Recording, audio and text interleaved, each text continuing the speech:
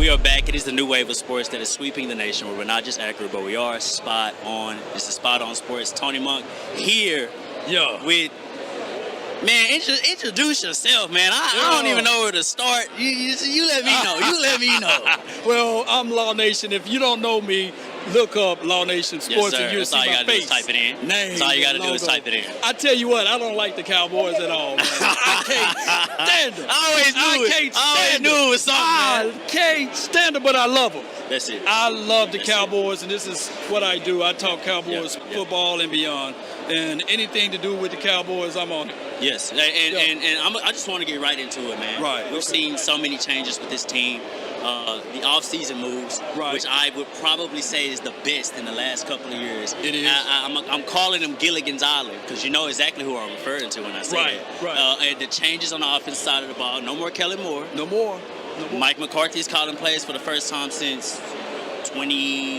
It don't matter. It don't matter. It don't matter. He's a head coach. He got stripes on the wall. And he got a ring on his finger. Where is this team going, Law? Upwards. 12-5 last year, 12-5 the previous year. We won a playoff game on the road. We didn't do that in I'm sorry, Law. I'm sorry, Law. I'm so sorry. No worry. Sorry, Law. That's what we do. We build a plane while it's in the air, baby. That's it. Yes, indeed. We are here live at the SportsCon event brought to you by SOS, right? Yes, sir. Yes, sir. Indeed. And Law Nation. Yes, indeed. So, elevation. Yeah. We went 12-5 last season with a guy by the name of Anthony Brown that was on the opposite side of my guy Trayvon Diggs. Yes. On top of that, we had another Brown. I don't know if they're related, but his name was Noah Brown. That's it. And both of those Browns are gone, right? Yes. So when you have dirt, you got to get rid of them. Especially that what Grandma said. When you got dirty draws, you got to get rid of the Brown. So hopefully by nature of getting rid of the Brown, we are better. No offense, I'm just trying to put a little joke and humor to it. Shout out to Noah Brown for what he did last season. That was his best season ever, by the way. But the reality of it is he is not a Brandon Cooks. No, it's not conducive to what your team is trying to build. True. Now, it's great. Wide receiver 4, wide receiver 5, and he's able to step in and do a little more, but not conducive to anything that's necessarily long-term or what we want. Right. So consistency is everything. Right. Dedication and discipline. That's my foundation. And that should be the Cowboys' foundation, too. So when we start talking about consistency, we got CeeDee Lamb. He's going to be one of those all-pro wide receivers that finna get into his 4th season, right? So this is pretty much, quote-unquote, a contract year for him, although they put him on a rookie's contract for a one-year deal. Yeah, so I'm looking at it like this dude is about to explode. And then you're going to add in the fact that you have Brandon Cooks, Michael Gallup coming a year removed now from that ACL. It's about to get nasty for us in a good way. And I want to ask you this because, again, I watch the Law Nation videos. Me and my guys at home, we scroll through it, everything is between you and Botch. And you kind of answered the Tony Pollard question before I even got to it. I saw what you said about Deuce Vaughn. Okay. What's the chances? Do we get to see this young kid hit the field, and in what capacity? Obviously, it's a heavy running back room now. Yeah. Rico Dotto's back. They like Malik Davis. Yeah. They got some guys. What's the chance that this young cat can come in and steal some snaps? Slow and steady wins the race. I would say this, and I know a lot of people got reservations on Deuce Vaughn because of his height and stature and what have you. But when you look at his resume, his total body of work, it was right there with Jahmyr Gibbs. It was right there with Bijan Robinson. So I look at it like this. We're not asking Deuce Vaughn to be the number 1 back here or the number 2 back. We looking for him to fill in some of that weak spot that we may have from Tony Pollard and from my guy Rojo if he continues to do what he needs to do to make this team. And let's not sleep on Malik Davis. So when you start to think about those things, let me ask you this. Who was the power back for the Eagles last season? Is it Scott? Boston Scott? Boston? He wasn't even, well, he's a scat back for them, right? They didn't have no power back. Not necessarily. Who was the power back for, dare I say, the Kansas City Chiefs? Pacheco was, him and Tony Pollard the same size. They're about 217, 218. What I'm trying to say here is, I get it. We may want to have Ezekiel Elliott back to be that power back, but it may not be even be necessary. It may not be. Because you can do running back by committee. I'm not saying that that's the end-all, be-all, but that is the trend. Even the Niners, they got Kyle Juszczyk, right? Yeah. The boy is big, physical, and they figure out how to use him. But they figure out how to use him. We got a guy on the team named Hunter Luke.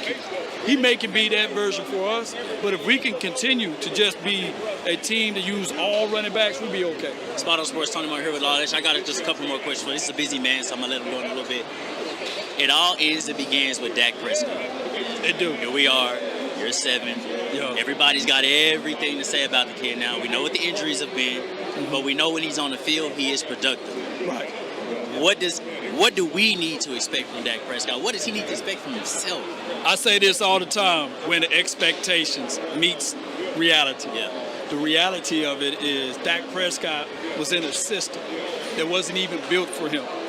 Starting off the gate, the Cowboys drafted Dak Prescott in the 4th round. That team was built for Ezekiel Elliott and Tony Romo, right, at that time. And then they kind of changed over the course of the years, but they didn't get to the good strides until 2018-19, right? And right at that point, I know it sounds like bevies of excuses, but we got to bring all of this in for context. We had Kellen Moore, who was learning on the job to be an offensive coordinator. Was a quarterback yesterday. Coordinator today. Yeah. So when the expectations meet reality. Yeah. So what I'm trying to say now is heading into the 2023 season, the 8th year for Dak Prescott, now under a real coaching system, a real philosophy. Things are done now with plan, precision, right?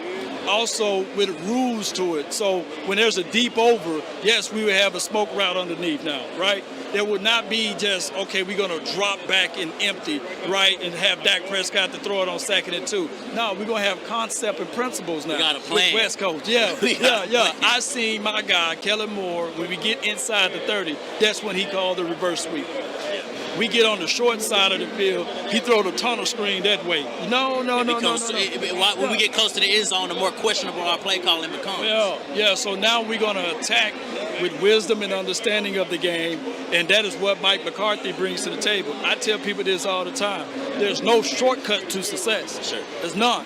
So the Cowboys now getting rid of Kellen Moore, and he may be good down the line, just like I said with Sean McVay, Kyle Shanahan, but they had to get it out of the mud. And they had the coaching trees there to support them. So the expectations meeting the reality is that Mike McCarthy knows what he needs to be done. He's going to have Brian Schottenheimer to advise him on some of the things, and his offense still will be top 5. My last question for you now. I don't know where all this talk about. Philadelphia thought they did some last year. Yeah, they thought. Rightfully so. True. Rightfully so. True. They got to the Super Bowl. Jalen Hurts. Nick Sirianni found out how to run the ball after about a year or so. Yeah. This a gap that everybody speaks on between Dallas and Philadelphia. How much is really weighed into that, and how close are Dallas and Philly actually to each other? Well, it got to be real close. And you see this crack on this table. Exactly. That gap, it may not even be. I saw we split the season last year. That's all I saw. Right. I seen a Dak Prescott with a broken thumb. Nobody add this in. Put 40 points on those boys. 40 points. So with that being said, there's no gap. Can you imagine if he put 40 points on those boys with Noah Brown and a guy that was 33 years old named T.Y. Hilton? What the world y'all think he's going to do for the 2023 season, if healthy? So there's no gap. And I don't recall Jalen Hurts playing defense. Right. So, and he never put up 40 points on us. He never put up over 26 points on us. How does the NFC East shake out this year? That's my last question. No. NFC East check out on top with the Cowboys. I would make this prediction.